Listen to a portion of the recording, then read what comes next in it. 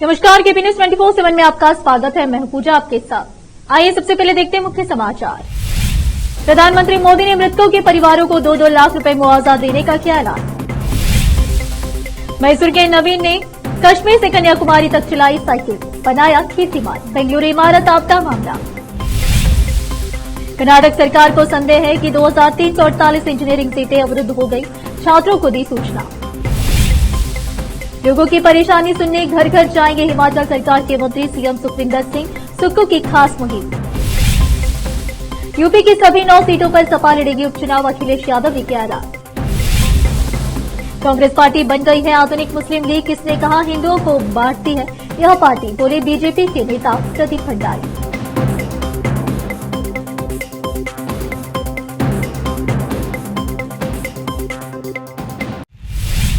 अब समाचार विस्तार से। कालकी तालुके के तेंगली ग्राम पंचायत के जय भीम नगर में सीसी रोड और नाली के अभाव के घरों का पानी सड़क पर बह रहा है। ऐसे में जय भीम नगर के ग्रामीणों ने मांग की है कि ग्राम पंचायत अधिकारी और अध्यक्ष इस समस्या का तुरंत समाधान करें। इस अवसर पर मल्लिकार्जुन मटकी, कृष्णा रेवगी, सिद्धू मटकी और अन्य लोग उपस्थित थे। कालकी से केपी न्यूज के लिए संवाददाता जय भीम की रिपोर्ट। प्रधानमंत्री नरेंद्र मोदी ने बाबूसापल्ली में निर्माणधीन इमारत ढहने से मरने वाले लोगों के परिजनों को 2-2 लाख रुपए मुआवजा देने का ऐलान किया है। प्रधानमंत्री कार्यालय ने अपने आधिकारिक एक्स हैंडल पर इस बारे में पोस्ट किया है। बेंगलुरु में एक इमारत गिरने से लोगों की मौत से मैं दुखी हूं। मैं उनके प्रियजनों को खोने के दुख में शामिल हूं। मैं घटना में घायल हुए लोगों के शीघ्र स्वस्थ होने की प्रार्थना करता हूं। पीएम एनआरएफ को 2-2 लाख रुपए मुआवजा देगा। प्रत्येक मृतक को 1 लाख रुपए और घायलों को 50,000 रुपए दिए जाएंगे। बाबूसापल्लिया में गिरी निर्माणधीन इमारत में बचाव कार्य अभी भी जारी है। मलबे में दबकर मरने वालों की संख्या बढ़कर 8 हो गई है। बिहार से अरमान मोहम्मद साहिल, सोलो पासवान, श्रीरान किरुपाल, तमिलनाडु के मणिकंठन सत्यराजू और आंध्र प्रदेश के तुलसी रेड्डी और उत्तर प्रदेश के फूलचंद यादव की मौत हो गई है। मैसूर के युवा नवीन सोलंकी ने 255 घंटे में 10 दिन में 3758 की दूरी साइकिल पर तय की और कीर्तिमान बना है। नवीन ने साइकिल दौड़ 10 अक्टूबर को श्रीनगर के पोलो ग्राउंड से शुरू की थी। उनके साथ 2 विदेशी साइकिलिस्ट सहित कुल 15 सदस्य थे। एक दिन में 380 मीटर तक साइकिल चलाई थी। यह उनका प्रथम प्रयास था। नवीन ने Indian Oil race across India के तत्वावधान में कश्मीर से कन्याकुमारी तक साइकिलिंग कार्यक्रम में भाग लिया था। उन्होंने 3758 किलोमीटर की दूरी साइकिल से 10 दिनों में पूरी की।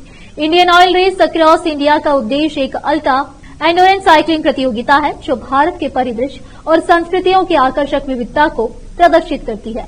इस दौड़ में नवीन ने 5वां स्थान प्राप्त किया।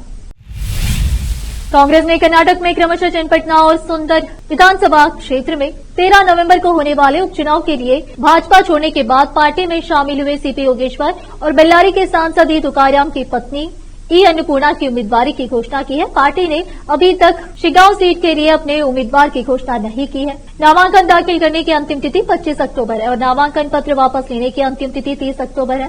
समदो, शिगांव और चन्नपटना के लिए उपचुनाव जरूरी है क्योंकि सीटें उनके संबंधित प्रतिनिधियों भाजपा के तुकाराम, पूर्व मुख्यमंत्री बसवराज बोम्माई और जेडीएस के केंद्रीय मंत्री एचडी कुमारस्वामी के चुनाव के बाद खाली हो गई थी।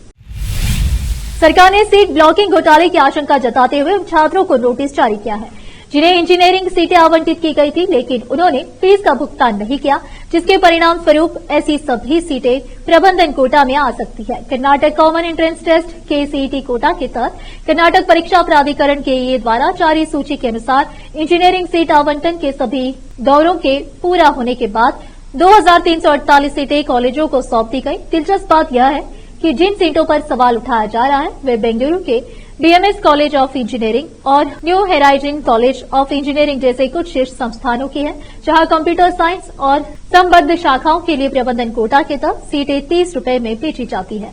केईए के एक वरिष्ठ अधिकारी ने कहा कि केईए अधिकारियों ने उन छात्रों तक पहुंचने की कोशिश की जिन्होंने सीटों का विकल्प चुना था लेकिन शामिल नहीं हुए। उन्हें कोई प्रतिक्रिया नहीं मिली। अब फिलहाल एक छोटा सा ब्रेक। कील मुहासों की दाग, मस्सा, बालों का झड़ना, गंजापन, चेहरे पर अनचाहे बालों से परेशान लोगों के लिए खुशखबरी। अब इन सभी प्रकार की समस्याओं को दूर करने के लिए शहर बीदर में खुल गया है Biyani skin and hair clinic, cosmetic and laser centre, जहां पर त्वचा, बालों एवं चेहरे पर दाग धब्बे, शरीर में खुजली, नाखूनों से संबंधित बीमारी के अलावा और भी कई बीमारियों का इलाज किया जाता है। इसके अलावा बीदर में पहली बार यहां पर अनचाहे बालों को निकालने के लिए लेजर ट्रीटमेंट अवेलेबल है।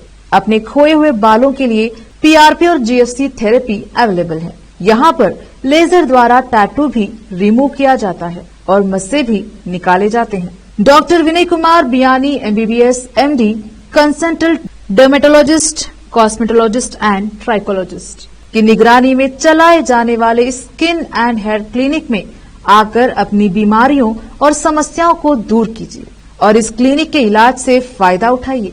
आज ही चले आइए। यहाँ पर बीदर के अलावा महाराष्ट्र और तेलंगाना से भी पेशेंट आकर लाभ उठा रहे हैं। पहले पीआरपी थेरेपी और लेजर ट्रीटमेंट के लिए लोग हैदराबाद जाते थे।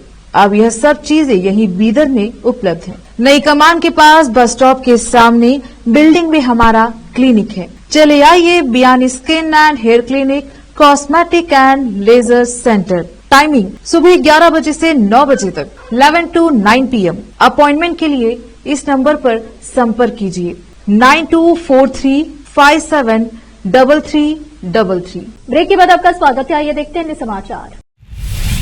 हिमाचल प्रदेश में मुख्यमंत्री सुखविंदर सिंह सुक्खू के नेतृत्व वाली सरकार एक नई पहल करने जा रही है। इस मुहिम के तहत हिमाचल प्रदेश सरकार के मंत्री राज्य के दूर दराज इलाकों में लोगों के घर पर जाएंगे। यहाँ वे लोगों की परेशानी जानकर उसे सुलझाने की कोशिश करेंगे। यह पहल मुख्यमंत्री सुखविंदर सिंह सुक्खू खुद करने जा रहे हैं। मुख्यमंत्री सुखविंदर सिंह सुक्खू 26 अक्टूबर को जिला शिमला के दूर दराज क्षेत्र डोडराक्वार से सरकार की इस पहल की शुरुआत करने जा रहे हैं। यहाँ वे लोगों के साथ संवाद करेंगे। मुख्यमंत्री लोगों से मिलकर उनके दुख दर्द बांटेंगे और उनकी परेशानी को जानेंगे। इसके साथ ही यहाँ लोगों की शिकायतों का निपटारा भी किया जाएगा।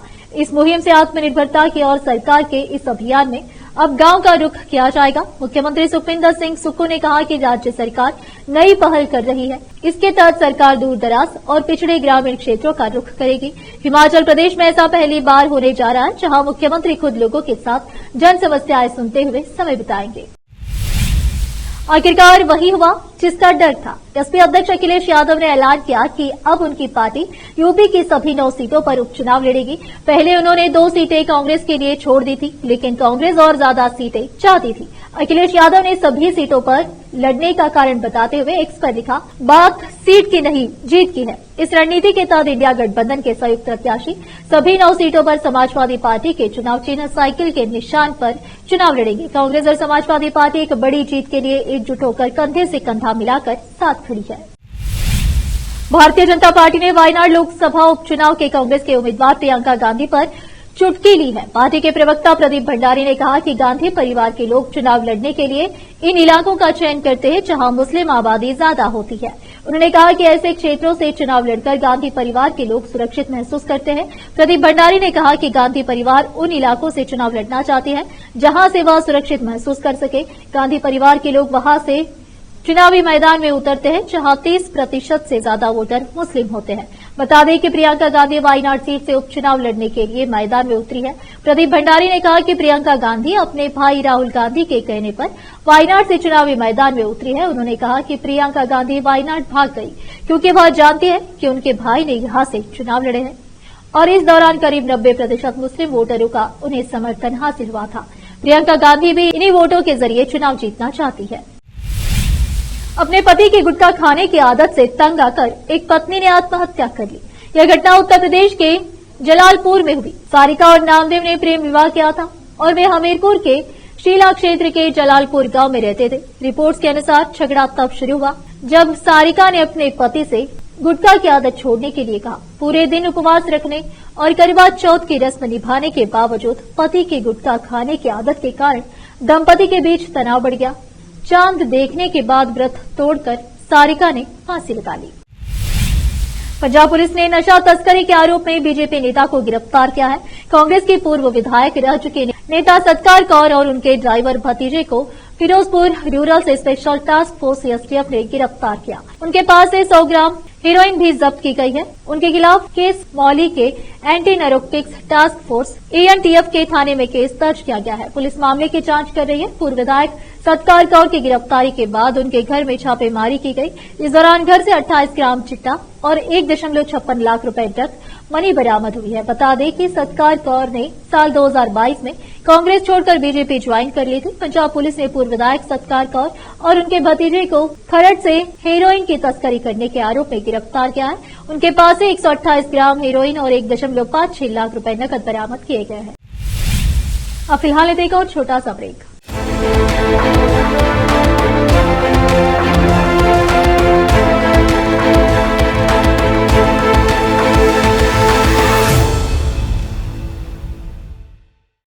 नूर एजुकेशन ट्रस्ट बीदर की ओर से चलाए जाने वाला Noor MEd and BEd college Bidar, recognised by NCTE Delhi and affiliated to Bidar University, Bidar.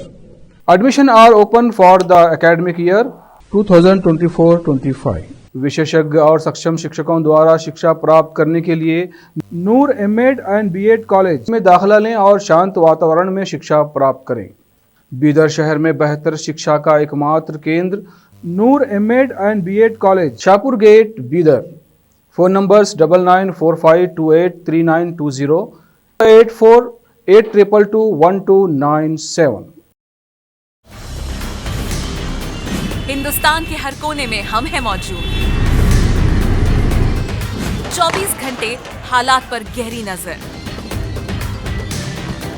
खबरों से जुड़े चुपते सवालात और आपको दिखाता है धार्मिक, सामाजिक, राजनीतिक, लोकल और इंटरनेशनल न्यूज की सबसे बेहतर कवरेज, जो आपको रखती है हर पल बाखबर। देश और दुनिया भर की खबर के लिए देखते रहें केपी न्यूज 24/7। ब्रेक के बाद आपका स्वागत है। आइए देखते हैं अन्य समाचार।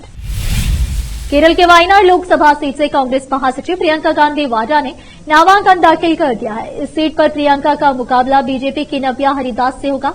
साल 2019 में भी प्रियंका गांधी के पीएम मोदी के खिलाफ बनारस से चुनाव लड़ने की चर्चा थी, लेकिन वह चुनाव नहीं लड़ सकी। प्रियंका गांधी की जगह यूपी कांग्रेस के मौजूदा अध्यक्ष अजय राय को लड़ाया गया था। हालांकि एक्टिव पॉलिटिक्स में प्रियंका की शुरुआत साल 2019 में ही हो गई थी, लेकिन 5 साल के बाद प्रियंका गांधी को राहुल गांधी के इस्तीफे से खाली हुए वायनाड सीट से लड़ाने का फैसला लिया गया। मुंबई पुलिस ने सलमान खान को जान से मारने की धमकी देने के मामले में बड़ी कार्रवाई की है। मुंबई पुलिस की एक टीम ने जमशेदपुर से उस आरोपी को अरेस्ट किया है जिसने गैंगस्टर लॉरेंस बिश्नोई के नाम पर सलमान खान को धमकी दी थी और 5 करोड़ रुपए की फिरौती मांगी थी। मुंबई पुलिस के अनुसार मुंबई ट्रैफिक पुलिस को धमकी भरा एक मैसेज मिला था। इस मैसेज के मिलने के बाद पुलिस ने एक अज्ञात व्यक्ति के खिलाफ मामला दर्ज किया और जांच शुरू की। मुंबई पुलिस ने कहा जमशेदपुर में स्थानीय पुलिस की मदद से जांच की गई और धमकी वाले मैसेज भेजने वाले व्यक्ति को गिरफ्तार कर लिया गया। अब उसे मुंबई लाया जाएगा। बता दें कि मुंबई पुलिस ने जिस आरोपी को पकड़ा है उसने 21 अक्टूबर को एक माफी वाला मेल भी भेजा था। इसमें उसने 18 अक्टूबर को सलमान खान को धमकी देने वाले मैसेज को लेकर बात की थी। उसने कहा था कि धमकी वाला मैसेज गलती से चला गया था। दरअसल पहला धमकी भरा मैसेज 18 अक्टूबर को मुंबई ट्रैफिक पुलिस के कंट्रोल रूम के नंबर पर भेजा गया था। कुछ दिनों बाद मुंबई ट्रैफिक पुलिस को उसी नंबर से एक और मैसेज मिला जिसमें धमकी देने वाले व्यक्ति ने माफी मांगते हुए दावा किया कि यह मैसेज गलती से भेजा गया था। प्रधानमंत्री मोदी ने मृतकों के परिवारों को 2-2 लाख रुपए मुआवजा देने का किया ऐलान। मैसूर के नवीन ने कश्मीर से कन्याकुमारी तक चलाई साइकिल, बनाया कीर्तिमान। बेंगलुरु इमारत आपदा मामला। कर्नाटक सरकार को संदेह है कि 2348 इंजीनियरिंग सीटें अवरुद्ध हो गई, छात्रों को दी सूचना। लोगों की परेशानी सुनने घर घर जाएंगे हिमाचल सरकार के मंत्री सीएम सुखविंदर सिंह, सुक्खू की खास मुहिम। यूपी की सभी 9 सीटों पर सपा लड़ेगी उपचुनाव, अखिलेश यादव ने किया ऐलान। कांग्रेस पार्टी बन गई है आधुनिक मुस्लिम लीग, किसने कहा हिंदुओं को बांटती है यह पार्टी, बोले बीजेपी के नेता प्रदीप भंडारी।